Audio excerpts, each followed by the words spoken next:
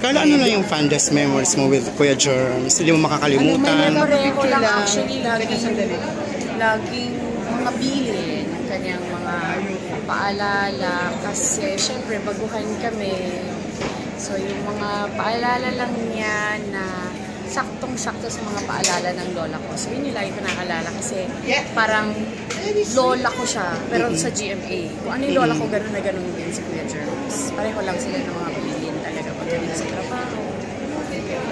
Sa tingin mo gaano kalaki ang nawala sa industriya?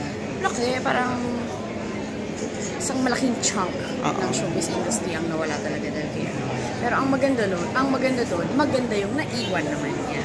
So hindi makakalimutan ng mga tao.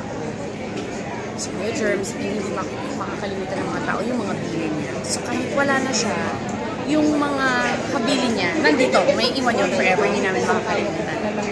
Thank you.